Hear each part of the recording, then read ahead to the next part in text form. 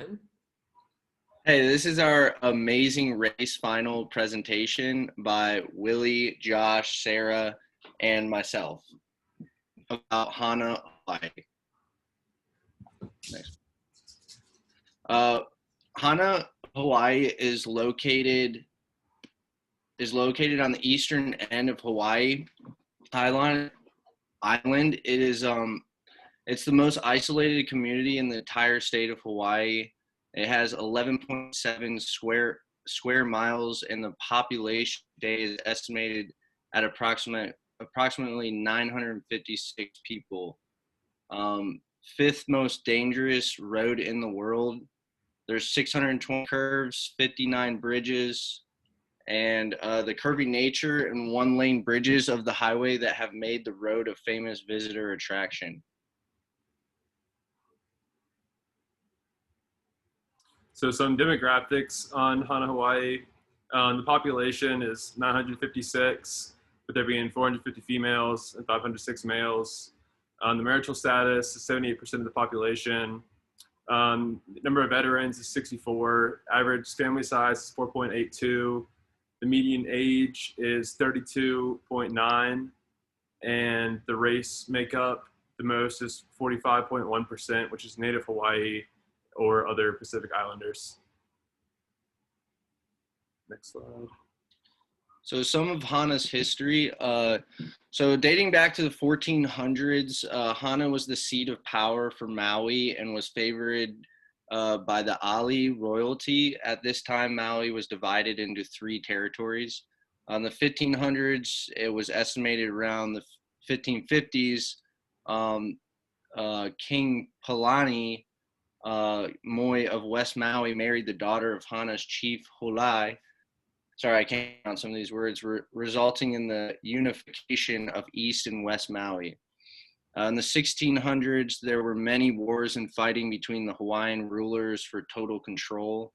And then in the 1700s, a king, Kamalaki, invades Maui and conquers the island with help of the Western. 1800s, Hana became the location for one of Hawaii's first sugar cane mills.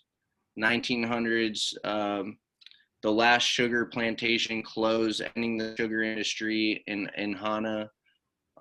That same year, Paul Fagan, a retired entrepreneur from San Francisco, purchased the Hana Ranch with 14,000 acres of land and a herd of Hereford cattle from Molokai. In 2000, today, Hana is home to approximately 950 people. The residents are predominantly Christian, with the highest percentage reported as Catholic, 23%. Why people travel to Hana? The road to Hana, not like we mentioned before, it's very sacred, but it's a 52-mile road that it has some of the most natural, amazing scenery in the world, such as waterfalls, seascapes, and other beautiful things. The drive can take up to 7 hours. So, I mean, that puts you in perspective, like how far and how curvy the road is to go 52 miles in 7 hours. And then rest and relaxation. The views in Hana are amazing. Like I said before, unspoiled natural environment enjoyment. There are tons of activities in the area that you'll never find anywhere else. Adventure activities. Once on Maui, adventure awaits those willing to make the several-hour trek to Hana, snorkeling, hiking a rainforest or waterfalls, and then good shopping and restaurants. There's many good restaurants around Hana and on the way to Hana. Alrighty, so 7 of the popular places of Hana. A couple are Hamoa Beach, Fagan's Cross, snorkeling at Hana Bay, going to farmers markets, and the pools of Oeo. Next one. So the hospitality and related services. One place in Hana is Chao Vista Hana. Trabisa Hana is one of many resorts in Hana. It is known for having some of the best hospitality. It includes an all-day restaurant, excellent service, secluded location near hiking trails and waterfalls and beaches, a tennis court, fitness center, and a pool and a poolside bar. Some more places. Thai food by Pranay is one of the famous places to eat in Hana, and then I Lava Tacos is another place as well. For the transportation, the ways that visitors can get around include traveling by way of bus or public van, taxi or Uber, or by way of car, or by way of your own car or a rental car. More transportation, people walk, you can bike, you can travel by plane, there's an airport there as well, and then you can travel by boat.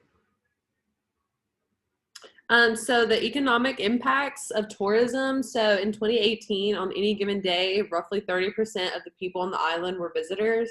And a year later, that population nearly quadrupled. Tourism in Hana, though, has been able to supply over 75% of the jobs in the area. In order to bring in more money in the area, Hana, but more specifically Maui, will be addressing the concern of third-party vacation rentals and hope to pass a bill that would supply the communities with more funds. So for the infrastructure, it tends to be thriving. Roughly 8 hotels are in various stages in either development or expansion. Maui has the best rental car facility in the state, $340 million in revenue, and part of this money goes back into communities like Hana. And the Department of Transportation serves more than 7 million passengers a year with an average of 2,200 cars.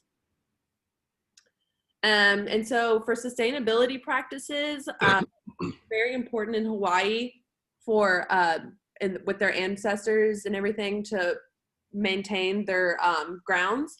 So hotels in Maui have not only adopted green practices, but also are rewarded by the state to do so.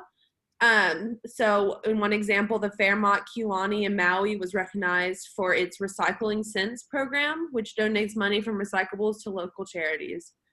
They raised over $20,000 just with this initiative. So just like this one example just shows how much they can do just through sustainable practices. And with tourism growing in Hana, does it hurt or help the natural beauty of the place?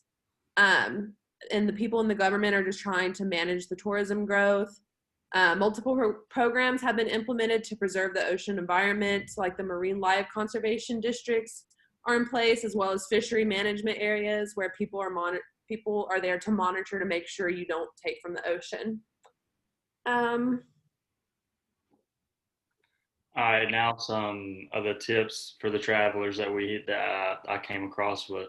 It was really just that the road to Hana is the most popular attraction, and it can be dangerous. And I did find a code of conduct kind of for the road and then for the area.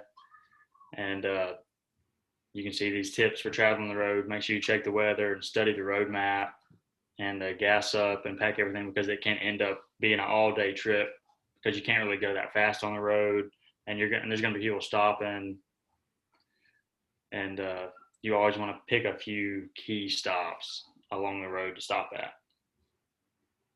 Next slide. All right, and then some interesting facts was that Hana is just a 4,500 acre area that was owned in 1800s by the Una brothers, and they raised sugarcane and sold the land to Paul Fagan, which was discussed earlier in this. He has a cross that people can go to, kind of one of the main spots that people can visit there.